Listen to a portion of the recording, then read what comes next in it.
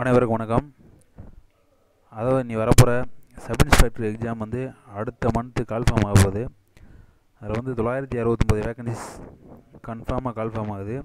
இதுக்கான அறிவிப்பு வந்து 3 நாளைக்கு முன்னாடி வந்து எடப்பாடி பழனிசாமி அவர்கள், அதாவது பிசி கான்ஸ்டபிளுக்கு அப்பாயின்மெண்ட் ஆர்டர் கொடுக்கும்போது அதை தெரிவிச்சிருக்காரு.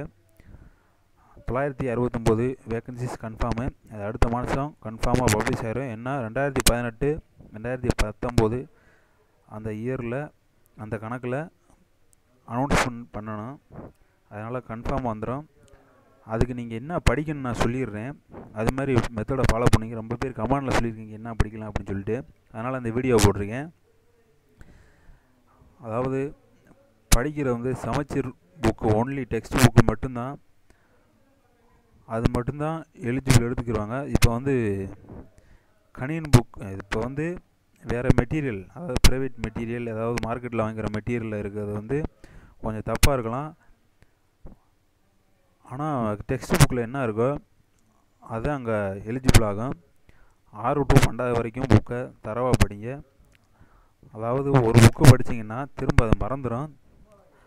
ரிப்பீட்டாக படிங்க. எதையுமே மென்ஷன் பண்ணி அந்த மார்க்கர் இல்லைன்னா ஹைலைட் பண்ணி அதில் படிங்க. மேலும் மெட்டீரியல் வந்து கடைசி சோர்ஸாக யூஸ் பண்ணுங்கள். ஸ்டார்டிங்லேயே மெட்டீரியல் வச்சு படிக்காதீங்க. அதே மாதிரி மெட்டீரியல் வந்து இந்த ரீசனிங், இது வந்து கணியன் புக் ஒன்று விற்கிறாங்க, கணியன் தனியாக போட்டிருக்காரு, அதை வாங்கி யூஸ் பண்ணுங்கள். அதாவது பேசிக்காக எதுவுமே தெரியாதவங்களுக்கு கூட அந்த புக்கை பார்த்தா தெரியும், அப்படி போட்டிருக்காரு. எல்லாமே சிம்பிளாக இருக்கும். எளிய முறை, ஷார்ட்கட்டு, சிம்பிள். இது நான் ஃபார்முலா வச்சு யூஸ் பண்ணுறது, சிம்பிளாக எப்படி ஃபார்முலா இல்லாமல் யூஸ் பண்ணுறது, எல்லாமே அதில் போட்டிருக்காரு. அதோட நேம் வந்து கணியன் பப்ளிஷ் பண்ணுறாரு, மதுரைக்காரர் அவர். எல்லாமே அவர் புக்கு நல்லாயிருக்கும். டெக்ஸ்ட் புக்கும் நல்லாயிருக்கும். மார்க்கெட்டிங் புக்கெலாம் அவர் நல்லாயிருக்கும். மார்க்கெட்டில் வாங்க புக்கு வந்து ப்ரைவேட் புக்கு வந்து சுறா, இந்த கணியன், இந்த மாதிரி புக்கு வந்து லாஸ்ட்டாக யூஸ் பண்ணிக்கோங்க.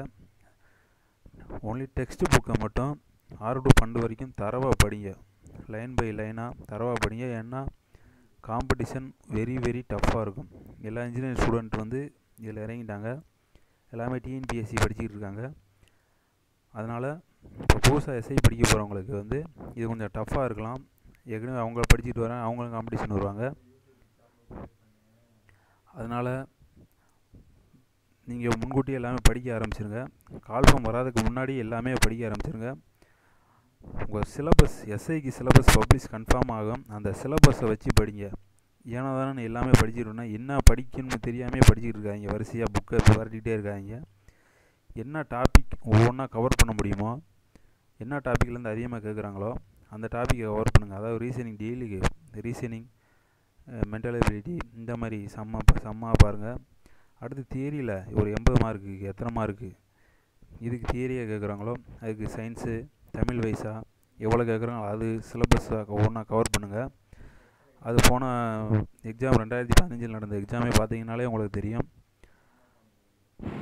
மறக்காமல் நல்லா படிங்க, அப்படின்னா தான் ஸ்கோர் பண்ண முடியும். இதில் வந்து எஸ்ஐயில் வந்து எக்ஸாம் வந்து ரொம்ப முக்கியம்.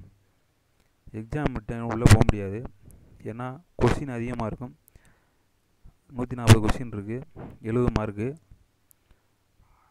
அதே மாதிரி இந்த ஷார்ட்கட் மெத்தட் இதெல்லாம் ஃபாலோ பண்ணிக்கோங்க. ஏன்னா நமக்கு ஒரு கொஸ்டினுக்கு 1 நிமிஷம் தான். நமக்கு ரீசனிங் அந்த கணக்கு சம்மந்தமானது வந்து 60 கொஸ்டின் இருக்குது. நம்ம போட்டு பார்க்க அதெல்லாம் ஷார்ட்கட்டு குயிக்காக போடணும், 1 நிமிஷத்துக்குள்ளே போடணும். அவ்வளோ அளவு நீங்கள் ஒரு கொஸ்டினுக்கு 2 நிமிஷம் 3 நிமிஷம் எடுத்திங்கன்னா டைம் ஓடிக்கிட்டே இருக்கும்.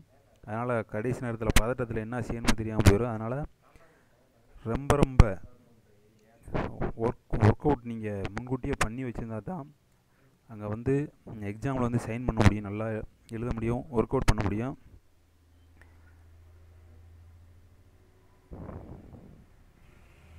மேலும் ஏதாவது ஒரு இது தேவைப்பட்டால் சொல்லுங்கள், நான் போட்டு விட்றேன். நான் சிலபஸும் போட்டு விட்றேன், சிலபஸை பார்த்துக்கோங்க. மேலும் ஏதாவது டவுட்னா கமெண்டில் சொல்லுங்கள், நான் உங்களுக்கு ரிப்ளை பண்ணுறேன். பிடிஎஃபாக அனுப்பிவிட்றேன். மறக்காமல் நம்மளோட சேனலை மட்டும் சப்ஸ்கிரைப் பண்ணிடுங்க. நான் சேனல் நீங்கள் சப்ஸ்கிரைப் பண்ணால் தான் நான் போடுற வீடியோ வந்து உங்களுடைய மொபைலில் வந்து ஹோம் பேஜில் வந்து நிற்கும். அதனால் மறக்காமல் சப்ஸ்கிரைப் பண்ணுங்கள். இதை எல்லா பேத்துக்குமே ஷேர் பண்ணுங்கள். ஏதாவது டவுட்னா கமெண்ட்டில் சொல்லுங்கள், நான் ரிப்ளை பண்ணுறேன். லைக் பண்ணுங்கள், ஷேர் பண்ணுங்கள், மறக்காமல் சப்ஸ்கிரைப் பண்ணுங்கள். நன்றி, வணக்கம்.